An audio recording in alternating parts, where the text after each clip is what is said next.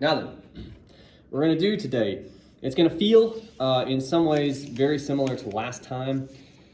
That's intentional. But basically, I sent you an email yesterday afternoon. Time is hard for me. I think it was in the afternoon.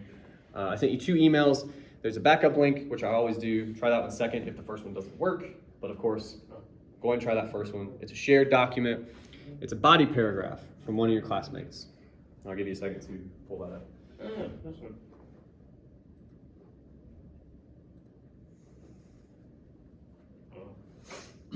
All right, so what we're looking at today, as I mentioned, body paragraph for paper 2, one of your classmates. So above all, we got to be respectful. You guys are pretty good about that, but I do like to broadcast that message just, up front. Beyond that, a couple other things I want you to know. Generally speaking, like this is a rough draft, so there's always things that could be made better, right? But generally speaking, this student, I think, has the right idea when it comes to what we're trying to do in this paper, okay? They have a couple of texts in this paragraph talking to each other. That's what we want to do. What I'm interested, sorry, I saw somebody come to the door and walk away, and I'm just like, who would that have been? Anyway, what I want you guys to do, we're going to do something after this. Oh, there's somebody else.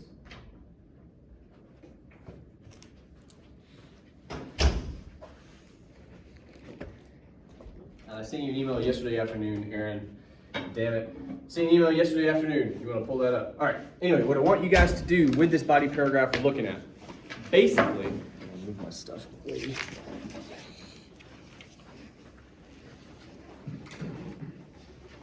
I want to talk about the parts of a body paragraph. I told you last time, they don't change.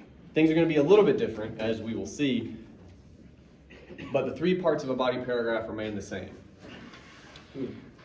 To wit, I'd like to review those very quickly. Does anyone have any idea what I'm talking about when I talk about the 3 parts of a body paragraph? I call them 3 I's. You may or may not remember that, but Yeah, you have your introduction, your... well, yeah, we call it something else though. Does anybody remember? How do you start a body paragraph? Huh? Oh yeah, the first I is identify. What part of the body paragraph would that be though? Does anybody know? Or what does it do? The topic sentence. Good.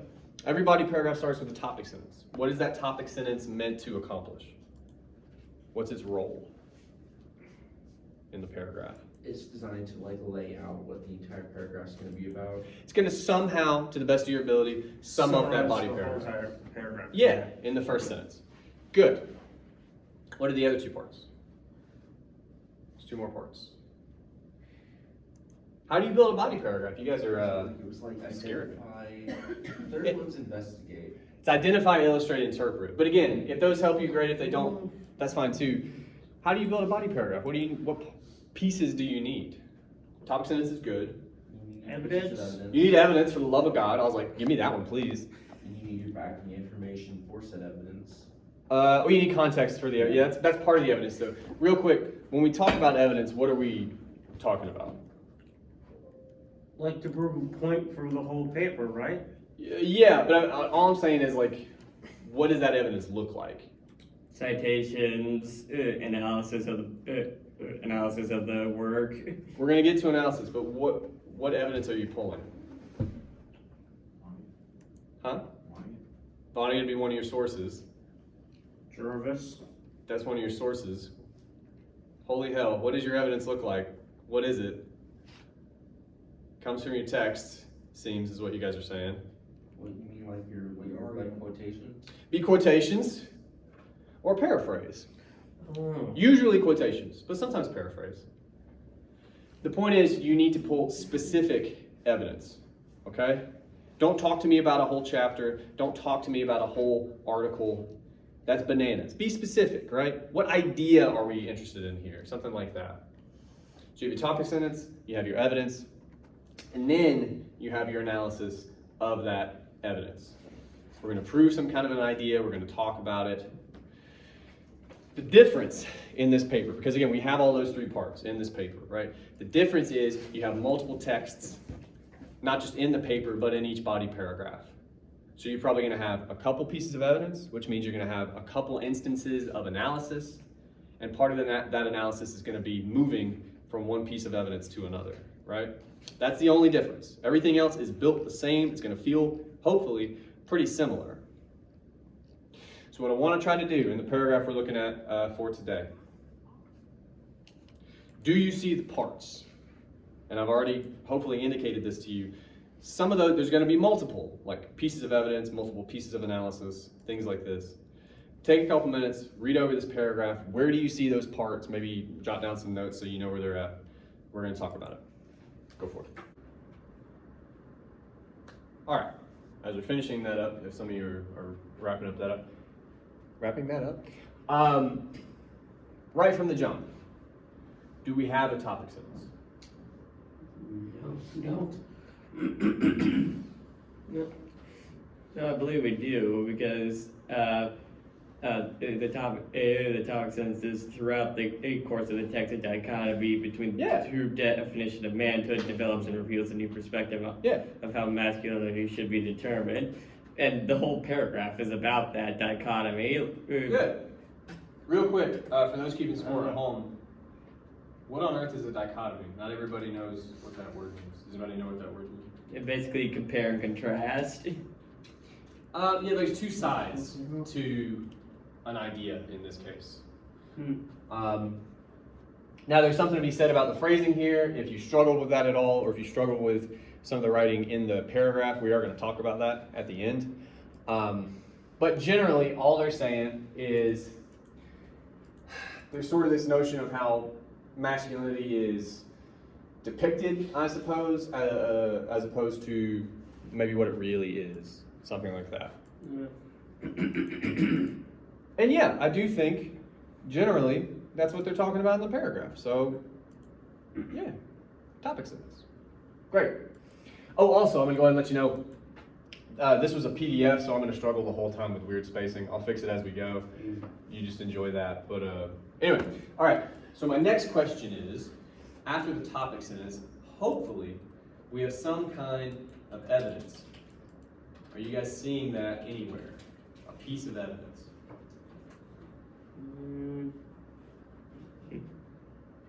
Well, Probably the first quote made war look stylish and reasonable and fun. For Yeah, me. the bit about the Englishmen, they make war look cool, basically. Yeah. My follow-up question to that would be, where do you think our analysis of that quotation begins? So, where do we start making some kind of an argument? Where do we start posing ideas? I mean, a drastic contradiction to the reality of the prisoners of war time in captivity. Yeah. That drastic contradiction. That's a pretty good indication of when an argument starts. Yeah, it's implying an argument. It's implying that the idea we have about sort of the idea that the Englishmen are living, I guess, for all these people, is in fact not true or somehow like false as a synonym. But yeah, I would agree. It starts right there. So here again, someone else hears that high-pitched something, right? That's not just me. I think it's a projector's fan. I'm thinking so. I just, I like to check. All right. It's okay. You're not insane yet. So our next question is, I gave us a couple sentences here. Where's our next piece of evidence?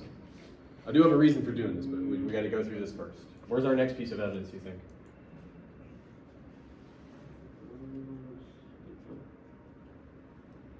Again, specific detail from a text really is how I'm going to define evidence for you. So where do we see that occurring?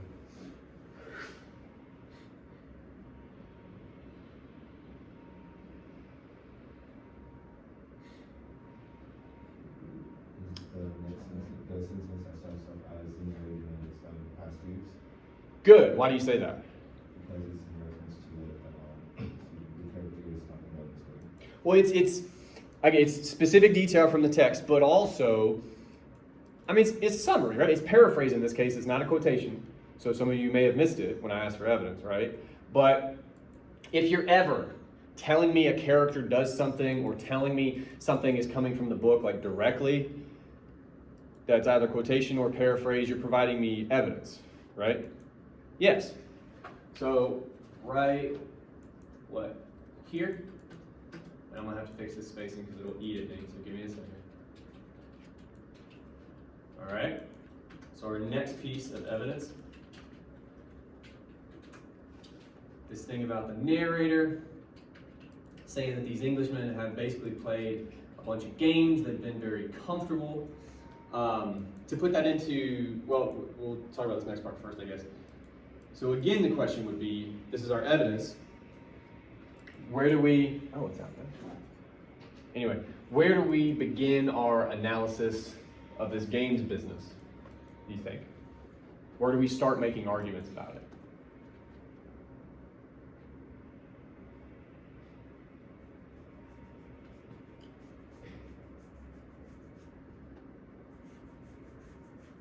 This is something like you have to prove in some way, or this is like an idea that they're getting from the text. It's not explicitly spelled out in the text, right?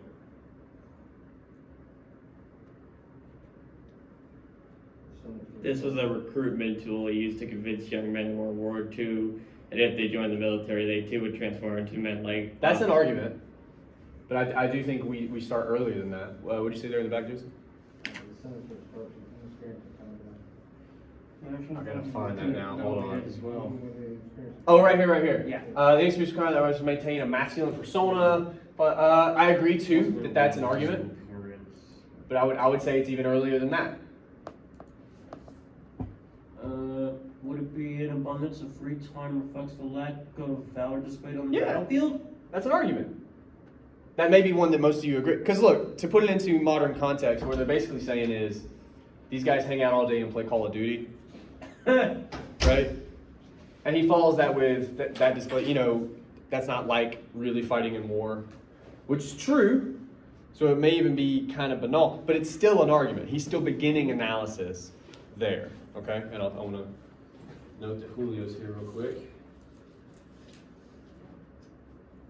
Okay, so here again, we can, oh, and by the way, Julio, we're looking at an email I sent yesterday afternoon, if you want to get that pulled up.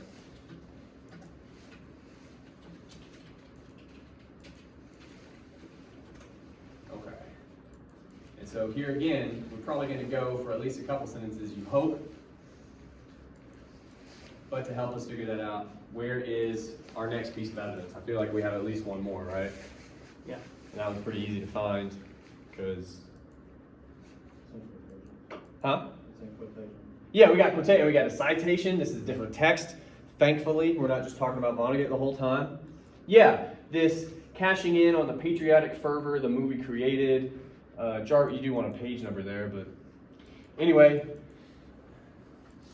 we can probably say, But what's up? I was going to say we could use the this was a retirement tool, but no, I don't think that would work. Recruitment tool? Retirement tool is a different thing. Yeah. Yeah, that's an argument, right? We talked about that a little bit. That they're working with the Englishman there, I think. Mm. Okay, so here's our. Hang on, let me keep our notation system going. And then finally, do we? And I'm hoping, do we perform any kind of analysis on this quotation? Do we make any kind of arguments after this?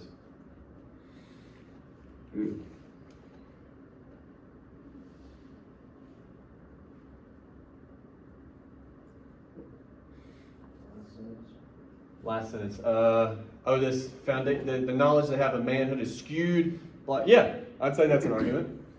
Do we make any others before that? At the very least, we have one, which is good. Do we make any before that? Jarvis states that Marine recruiters would wait outside of these feeders and sign up people who have not yet reached the age of full mental development. I mean, this tells you, Jarvis states that she says it, right? So it's not really an argument. Mhm. The part you might be keying in on is the full mental development, but that's like accepted as fact. Like, your brain isn't fully developed until you're like 25 or something, I think is the number. 28. It's even 25. worse. Yeah. Whatever it is. These folks aren't there yet, so that's Okay. If anything, you could say that's part of the evidence, right? Yeah. What about immediately after that? Well, they are considered adults going to the legal age. They are virgins of life and have no knowledge of the world other than they know how it is portrayed by John Wayne. That's an argument, Yeah. right? That works. Okay. So let me fix the spacing again and then we'll talk about it.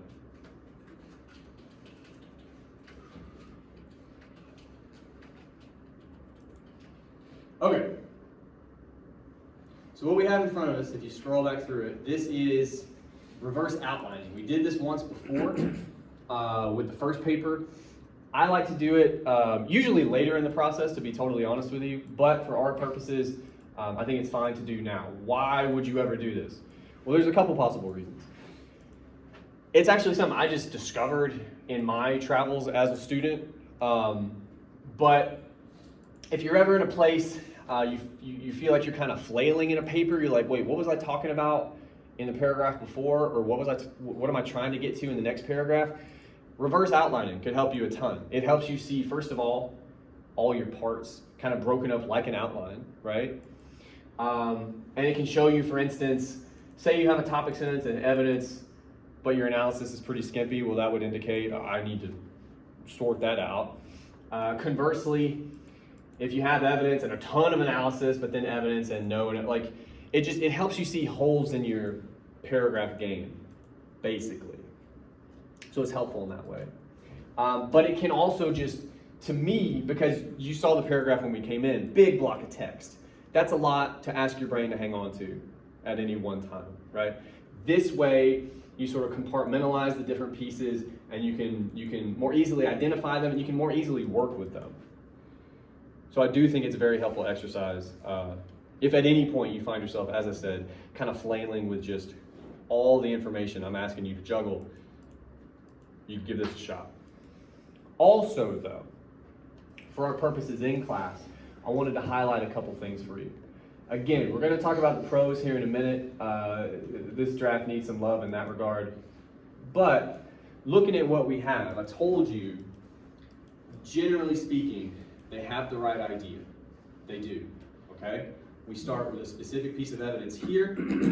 We're gonna, make some arguments about it. We're talking about John Wayne, sort of the depiction of war.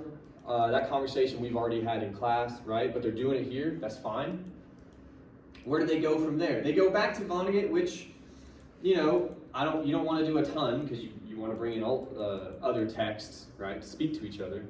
But they basically mention another aspect of these Englishmen, this games question, okay? And they talk about experience and inexperience and what matters when it comes to these masculine standards. I'm like, all right. And they use that, I didn't fix the spacing, I told you it would need to get to this last piece of evidence. Finally, they tie Vonnegut to another text. They move to Jarvis, right? And we get a little bit of analysis here at the end. Again, that feels like it might be a little bit skimpy. But they're doing, generally speaking, what I'm asking you to do in this paper, okay? So if you were unclear at all coming into today, which happens, okay, this is more or less what I'm asking you to do, right? Move between different sources, specific details from those sources, mind you. Talk to me about how it works, how each piece of evidence works first, okay, it's kind of up there, but then they also transition. This is their transition right here. From that games business, from the Englishmen, they basically are kind of implying that the Englishmen are like a living movie, like a living war movie, basically. Well, but beyond that, they're also just a cultural depiction. Yeah, what I'm saying, like, they're a living, breathing sort of iteration of that narrative. But they use that to say movies are doing the same thing. Like, that's their way into Jarvis. That's their transition right there, okay? A couple things about this last piece of evidence. Number one, as I mentioned, the analysis is a little bit skimpy, A couple reasons for that. I know I've mentioned this to you before, but I say a lot to you guys, okay? You all have a shot clock in your heads when it comes to these paragraphs. And when it gets to be right about this long, no matter what you're doing, you are going to stop. You're just going to stop. It's going to be over because you're out of time in your head. You got to fight that sometimes, okay? But basically, there's more to be said about Jarvis here than kind of what we have. Not least of which because, honestly, the first part of our analysis, this whole virgins of life business, no knowledge of the world, that's not really coming from our quotation. You know? It is an argument, and you could say maybe it's implied with like the ages that she indicates of these guys, but that's kind of just an argument the student is making to get to the argument about Jarvis. Do you see what I mean? So to translate all that, what I'm really saying is the only analysis they have of this quotation is the very last sentence, which is what Jason said to begin with. That's kind of quick. I think there's reasons for that beyond that, though, beyond the shot clock. The other reason is this. We're not exactly fair to this evidence, okay? And here's what I mean by that. When you go back and look at the third piece of evidence, really good quotation, really strong language, patriotic fervor especially is very strong. I guess I should ask here, that's probably not a word you guys are super used to. Does anybody know what fervor means? Any ideas? It's like sort of a feverish energy. It's enthusiasm, but like turned up to 11. Yeah, it's like super strong. Patriotic fervor would have people out in the streets doing things. It's not just like at home, just like fist pumping. No, fervor is a big thing. Ooh. Okay, so it's very strong language. I like the fact that they pulled that quotation. It's a good quotation.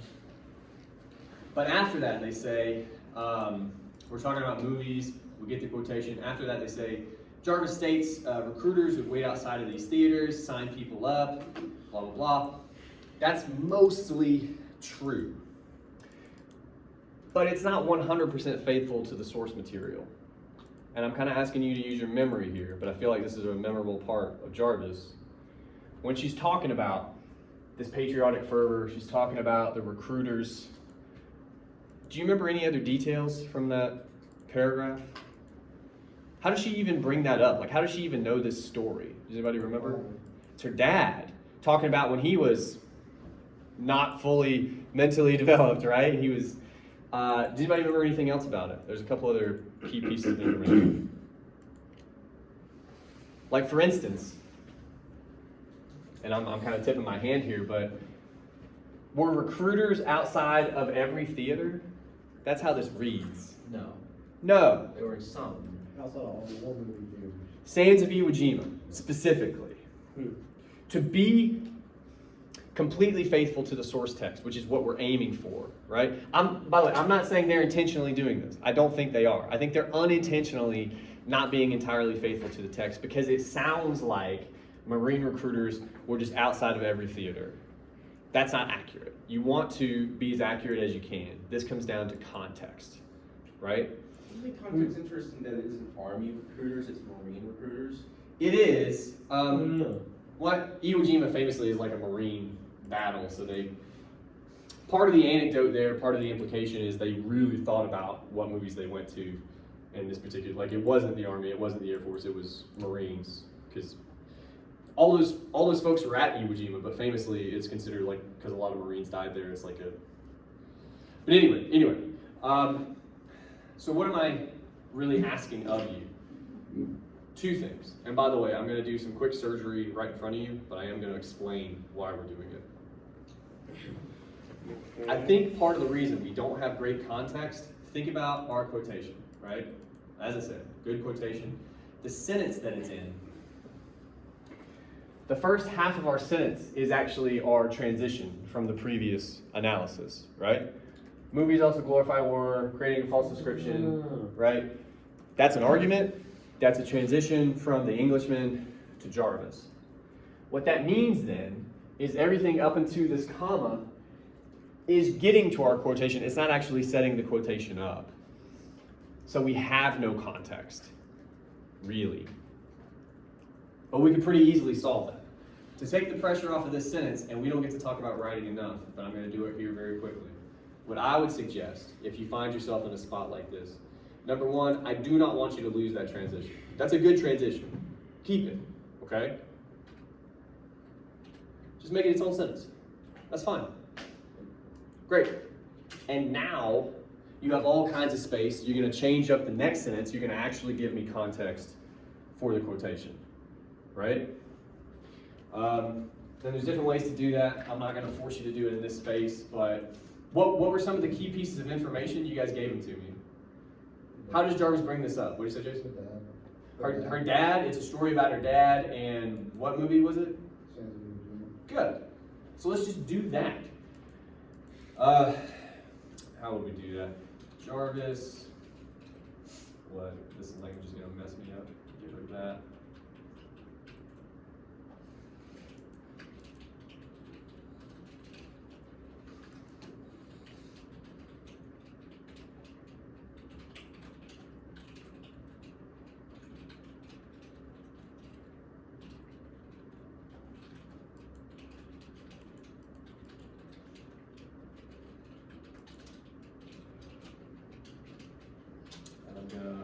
Hope I'm getting that spelling right. He exited the sands of Iwo Jima.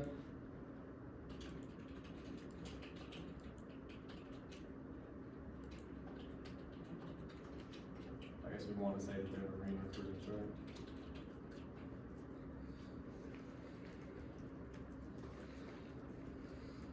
All right. So what did I do here?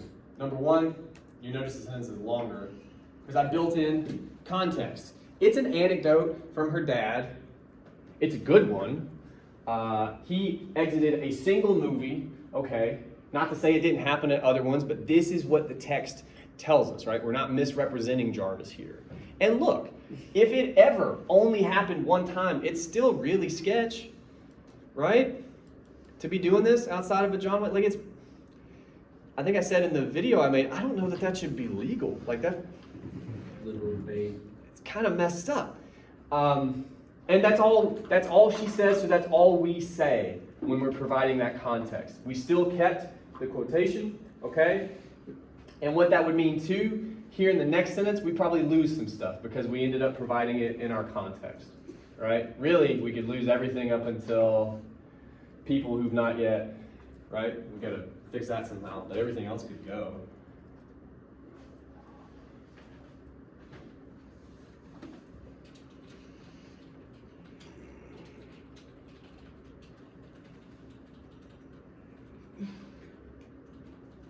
There. Good enough, right? And from here, I feel like we could say more, specifically about maybe why these guys are signing up, why she uses patriotic fervor to talk about it. What does that have to do with a war movie, right?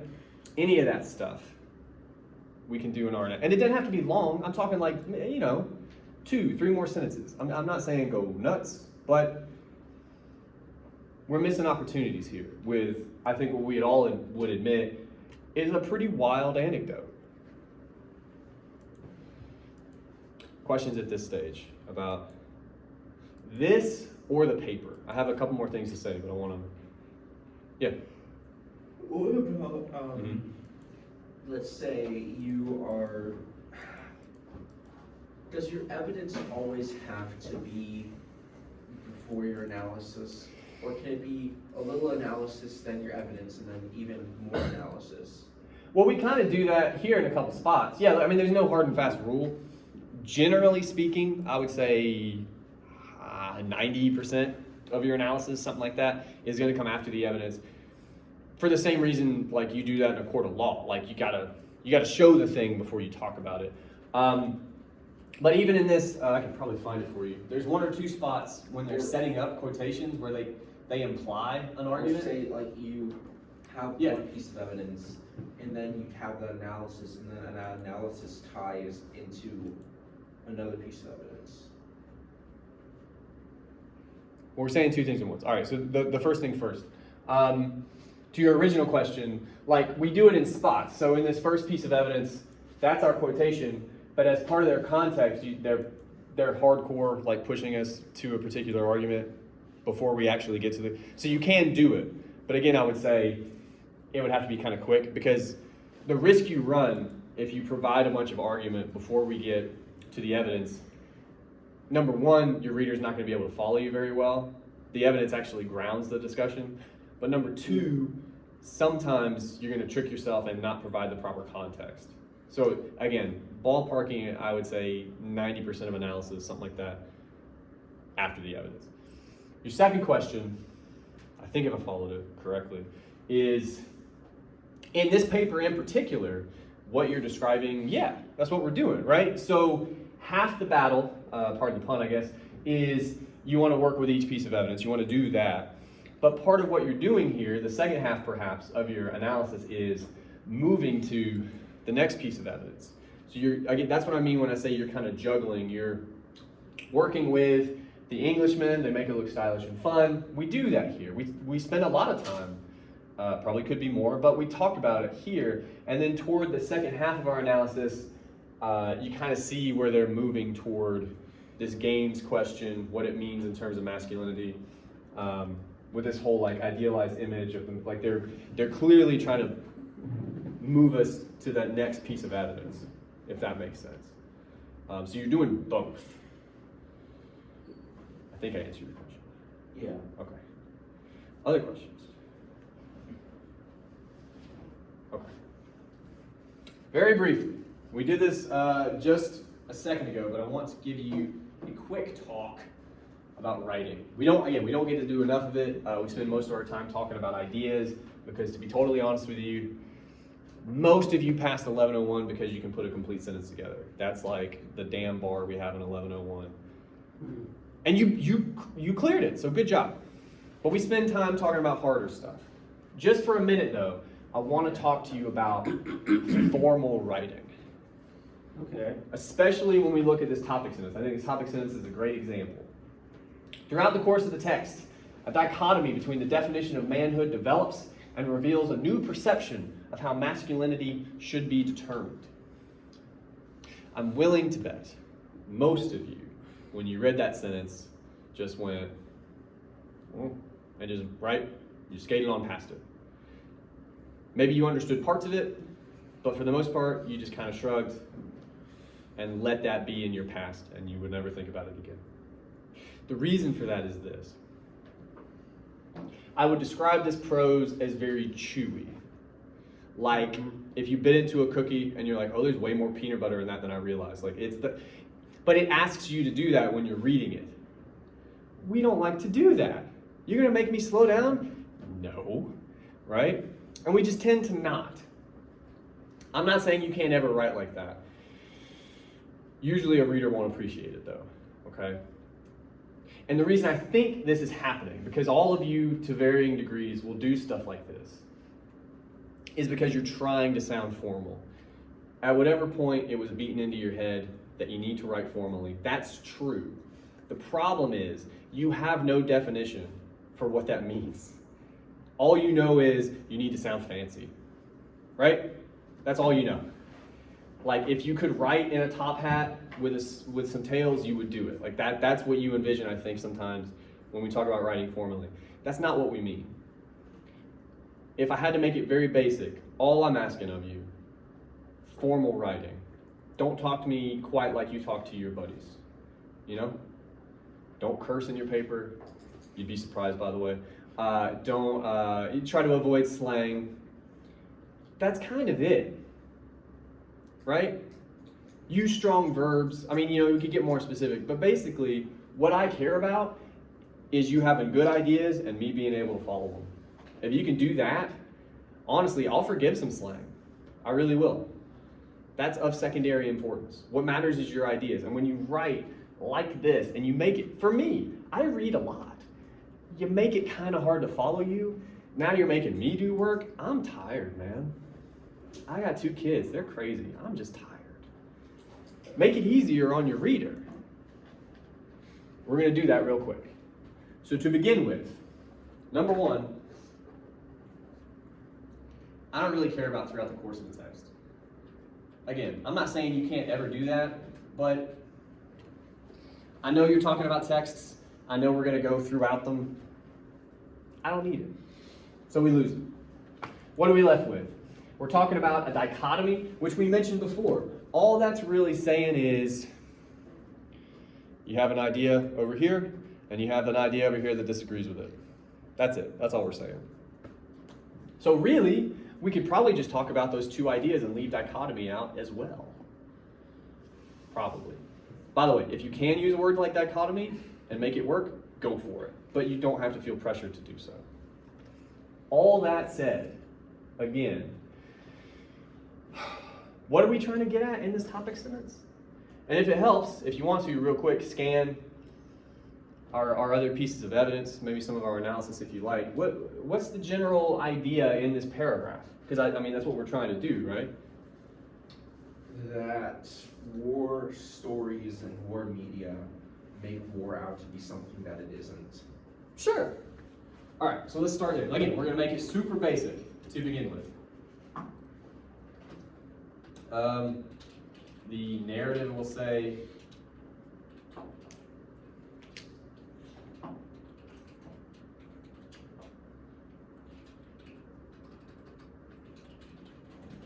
is inherently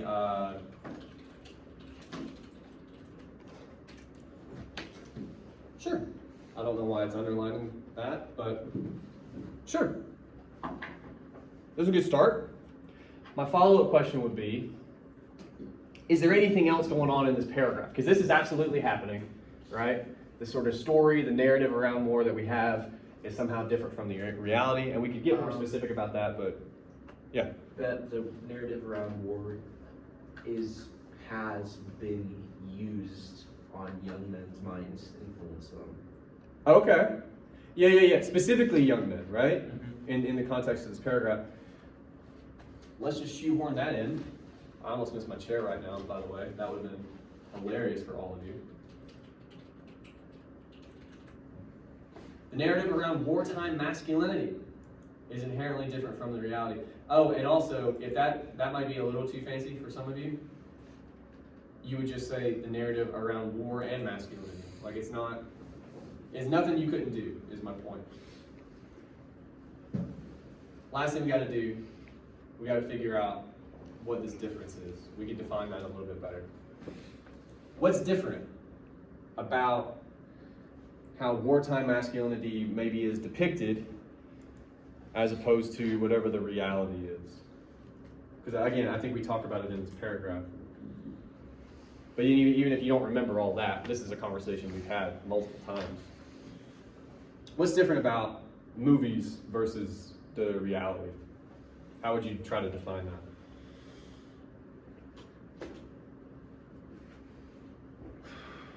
There's a layer of disconnection between a movie and reality. What you just did, and it's going to feel like I'm calling you out, but it's only because you're the only one that spoke up. You just dressed up the same idea. You put lipstick on a pig, right? We're talking about being formal, that's what you did. And it was good, like that would sound great in a sentence, but it's just saying the same thing, Yeah. right? The harder thing is to actually talk about, to try to define what that difference is. Think about the Englishmen. They're our first piece of evidence, right? We say the Germans liked them because they made war look stylish and reasonable and fun. All right, I'm just gonna drop all formality and just say, all right, you see a guy get shot on the big movie screen by Right. John Wayne, and he falls over and he's dead, and the heroic music plays, and then switch it back to reality.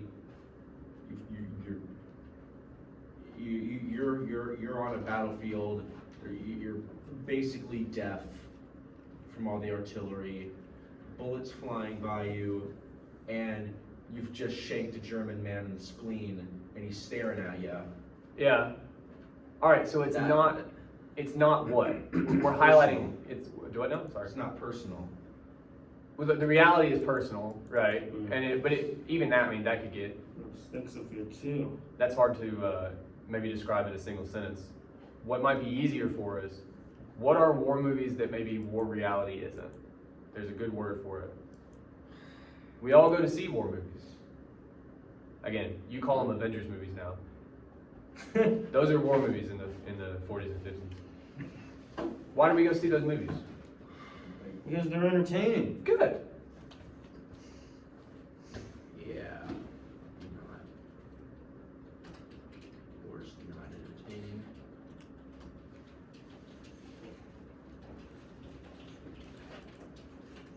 That's all we're trying to say, isn't it?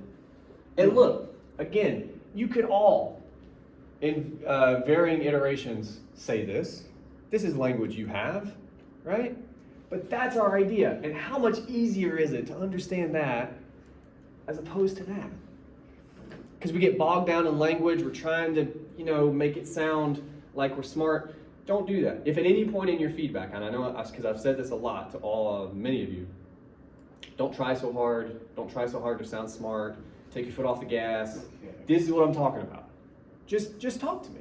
Just tell me your ideas. Okay. I'm gonna struggle with the lights real quick. I think it's 4. Pretty sure it's 4. Sweet. All right. What I want to do now.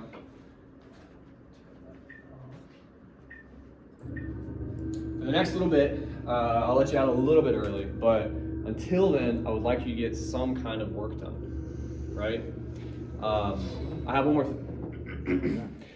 thing to say to you before that, but again, ideally, if you're caught up, and some of you aren't yet, that's okay, but you had a body paragraph due today, if you turn that in sometime today, I will take it, right? Which is to say, if you're sweating, not having it yet, that's something you can work on. For next time, you have an introduction and a body paragraph, so I would say you can work on that if you're somehow caught up. But in light of that, I want to very, very briefly, it won't take 5 minutes, talk about, let's hope this is dry erase. Yeah, it is. Let's actually hope it's not dead. Woo. Let's talk about introductions. These are, just like body paragraphs, we talked about those. These are built basically the same way we did in the first paper, okay? There's gonna be some differences, we'll talk about it, but structurally, it's gonna be the same. So what is that structure? Does anyone recall? There's 4 parts, the way I talk about introductions. You all know at least one of them. That's actually not what I meant, but that's good. Good. You start with a hook. It's optional. You don't have to have it, but you can. What's the one you all know? You all know this one. Your summary. Huh? Summary of what? As I know. You have your hook, and then you have your Topic sentence. Short body paragraph. short summary of the events Of what? of like the book or The text. text. You gotta introduce the text. Yep. More on that in a second, okay?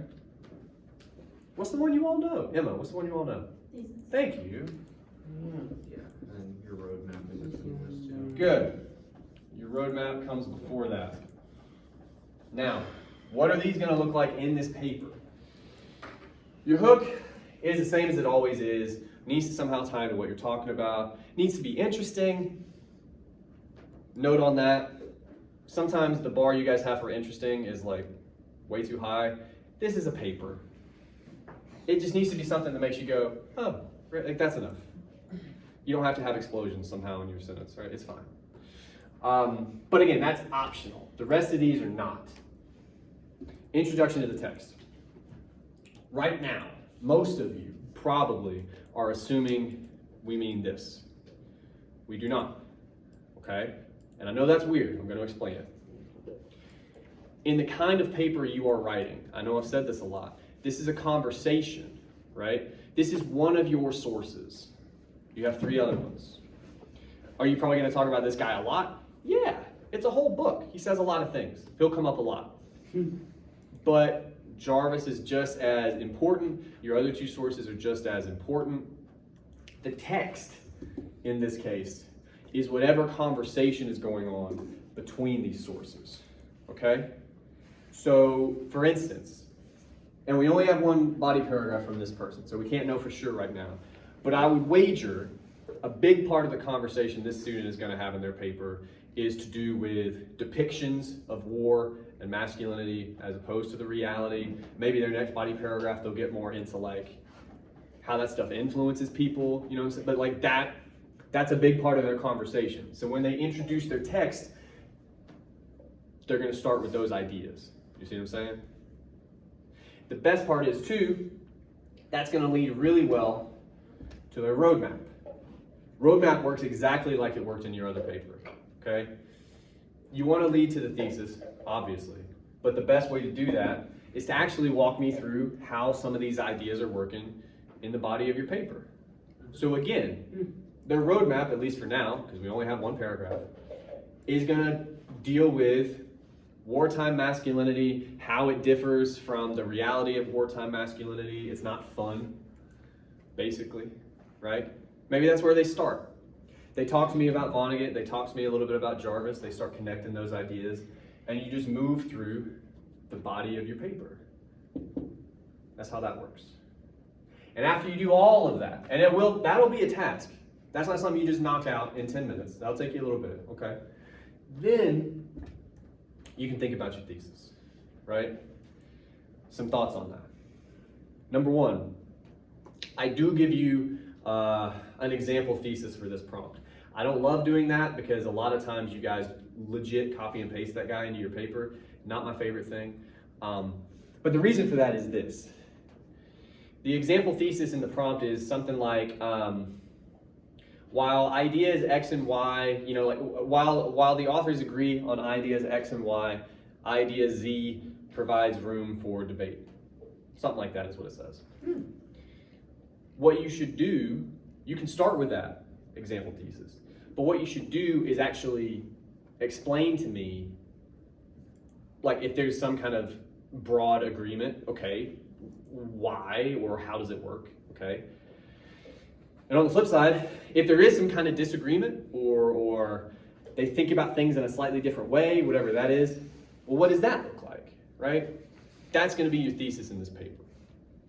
The other way I would characterize it to you, if for some reason you were just listening to a conversation between four people, I don't know why you're doing that, but you're doing it, and then a friend later asks you, hey, what were those people talking about? Sum it up for me in like 2 sentences. That's your thesis. That's what I'm asking for, right?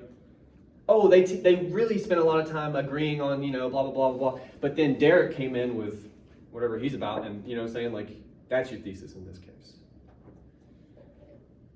Questions about any of that? Okay. My final recommendation, and I'll let you work some. If it were me, especially given how this paper works more than others, I would deal with the body first, okay? You probably have hopefully, some kind of an idea about this, and maybe some kind of an idea about this, but that will develop, that will evolve as you write the body. And you have one due today, body paragraph. You have another one due for Monday, along with the intro. At least do those 2 first. You'll be shocked in some cases about how much of a better idea you have for the intro if you write that stuff first. All right? Yes, sir. And what are we going to write with this paper with the intro and body paragraph? What are we trying to write with this one? Okay. I can talk to you individually here in a second, but to define it generally, what we just did on the board, that whole paragraph we looked at, Okay. as I said at the start, it needs some love, but they got the right idea. Basically what we looked at today in the workshop, that was an illustration of the stuff we did on the board where we drew all the lines and like connected different texts. That's what they're doing. So you start with specific evidence and you're like, well, how does this connect? What ideas are they talking about? But then how do those ideas connect to either Jarvis or one of my other 2 sources? And you're moving like that through the paper. But we can talk more if we need to. All right, as I said, I'm gonna give you guys some time. Just get to work. We don't have a lot of time, but I'll let you go a little early as a reward. So get to it. All right, for next time, just to reiterate, introduction and body paragraph. As I said before, wherever you're at in the process, some of you are still a little bit behind, that's okay. You get that body paragraph to me sometime in the next 24 hours, something like that. I'll still take it, but also keep in mind, I don't know what your weekend plans are. I don't have any. You do have the opportunity right now, no matter what stage you're at in the process, to catch up a little bit. If you're just at the end of your research or whatever, like this, no one is, that I know of, is so far behind that they can't get to basically where we need to be by Monday. So Do whatever you gotta do. Obviously hit me up if you have questions. Other than that, I'll see you then. Thank you.